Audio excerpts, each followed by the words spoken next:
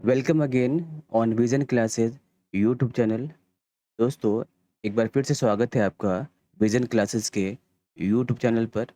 दोस्तों, 2-3 दिन से इंटरनेट पर एक लेटर काफ़ी वायरल हो रहा है, जो बीपीएससी का बताया जा रहा है और जिसमें प्रेषक हैं मनोज कुमार झा, सरकार के जो अवर सचिव हैं। और इसमें विषय बताया जा रहा है बिहार लोक सेवा आयोग द्वारा एकल चरण जो वन स्टेप में जो एक स्टेप में परीक्षा होती है, की जाने वाली परीक्षाओं को 2 चरणों में आयोजित किए जाने की स्वीकृति के संबंध में। मतलब इसमें एक लेटर जो निकाला गया है कि उसमें स्वीकृति के तौर पे इस विषय को बताया गया है और विभागीय पत्रांक 11/46/6 दिनांक 25/6/2026 जो कि जून का लेटर है।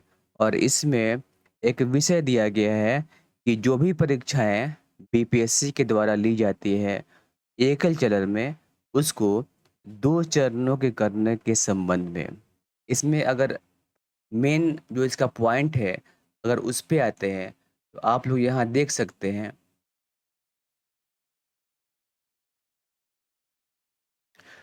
उपर्युक्त विषयक प्रासंगिक पत्र में आंशिक संशोधन करते हुए निर्देशानुसार कहना है कि the Bihar public service commission rule of procedure 1996 में निम्नांकित प्रावधान है। हम लोग इन सारे जो इसमें प्रावधान दिए गए हैं उनको दरकिनार करते हुए एक जो मेन पॉइंट है इसका, जो लेटर का सार है, उस पे आते हैं हम लोग और देखते हैं कि इस लेटर का सारा कंक्लूजन क्या बोल रहा है।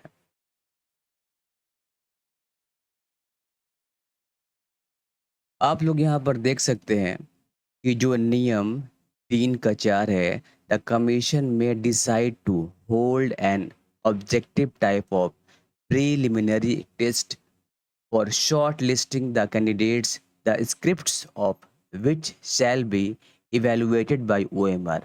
जो आपकी प्राइमरी फर्स्ट वाला जो टेस्ट होता है, जिसके बेस्ड पर बीपीएससी, जैसे पहले एग्ज़ाम हुआ बीपीएससी का, उसने एक एग्ज़ामिनेशन लिया। एक एग्ज़ाम लेने के बाद जो बच्चों के मेरिट बनते हैं उनके स्कोर के बेसिस पे, किन बच्चों ने कितना स्कोर किया, उनके बेस पे बीपीएससी मेरिट तैयार करती है और मेरिट के अकॉर्डिंग बच्चों को शॉर्टलिस्ट करके जॉब प्रोवाइड करती है। लेकिन इसमें एक और जो नियम देखिएगा आप लोग, जो 4 का 3 ई में, where the number of candidates exceeds 500, the candidates shall be shortlisted for the interview through a screening test to be conducted on the basis of objective type question, and the evaluation thereof shall be done in the premises of the commission by OMR। यहाँ बोला जा रहा है कि अगर जो candidates की जो संख्या है 500 से ऊपर एक्सीड करती है, बढ़ती है, तो उनको इंटरव्यू के लिए बुलाया जाएगा एक टेस्ट के लिए। और वो जो टेस्ट होगा सेकंड वाला, वो भी टेस्ट आपका ओएमआर पर होगा। इसमें आगे है, उपरोक्त प्रावधानों से स्पष्ट है कि बिहार लोक सेवा आयोग स्वयं द्वारा आयोजित की जाने वाली किसी परीक्षा के मानक जो उसका स्टैंडर्ड है एवं प्रक्रियाओं जो उसका प्रोसीड्यूर है को निर्धारित करने के लिए स्वतंत्र एवं सक्षम प्राधिकार है। इन्होंने बताया है कि जो बोर्ड है हमारा बीपीएससी, वो स्वतंत्र है कि हम एक एग्ज़ाम लेंगे या 2 एग्ज़ाम लेंगे। कि एग्ज़ाम कैसे लेंगे, हम इंडिपेंडेंट यहाँ पर है। तदनुसार बिहार लोक सेवा आयोग एकल चरण जो एक स्टेप में परीक्षा होती है और मेरिट देकर बच्चों को जॉब दिया जाता है, में आयोजित की जाने वाली परीक्षाओं के 2 चरणों में आयोजित किए जाने के संबंध में, मतलब कि जो एक स्टेप में एग्जाम हो रहा था, जो प्रीलिम्स हुआ आपका, और प्रीलिम्स के बेस पे मेरिट बनने के बाद आप लोग को वहाँ पर जॉब के लिए आप एलिजिबल हो गए। लेकिन यहाँ पे अब एग्ज़ाम को 2 चरणों में इसका कंडक्ट करने का बात यहाँ पर किया गया है और संबंध में निर्णय लेने हेतु स्वयं सक्षम प्राधिकार है। मतलब वो बोर्ड अपना खुद में इंडिपेंडेंट है कि अब हम लोग इसको 2 स्टेप में एग्ज़ाम लेने के लिए रेडी है। पूर्व में निर्गत विभागीय पत्रांक 11/46 दिनांक 25/6/26 को इस हद तक संशोधित समझा एवं पढ़ा जाए।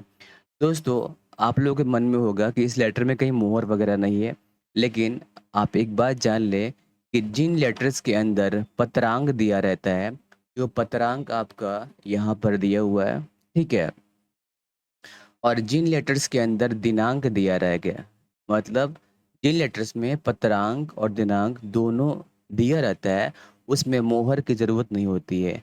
और जिन लेटर्स में पत्रांक गायब रहते हैं, वहाँ पे बोर्ड के मोहर की ज़रूरत होती है।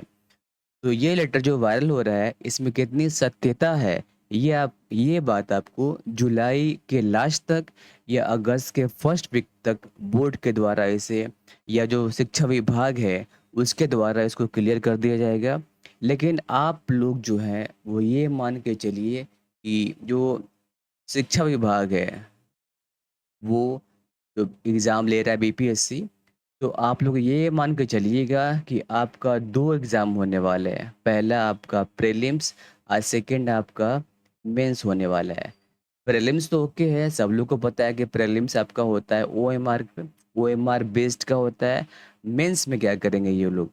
तो जिस तरह आप लोगों ने बिहार एसआई, जो बिहार के दरोगा होते हैं या एग्ज़ाम होते हैं कोई भी, तो उसमें एक होता है ओएमआर, मेंस में वहाँ पे जो एग्ज़ाम होते हैं बीपीएससी जो परीक्षा होती है अधिकारी लोगों की, उसमें मेंस में लिखा जाता है, राइटिंग वाले एग्ज़ाम होते हैं। लेकिन यहाँ पर मेंस भी लिया जाएगा ओएमआर में। तो यहाँ पर आप लोग देख सकते हैं मेंस भी यहाँ पर ओएमआर में लिया जाएगा, लेकिन जो मेंस का लेवल है वो पीटी के लेवल से, प्रीलिम्स के लेवल से हल्का ऊपर रहेगा।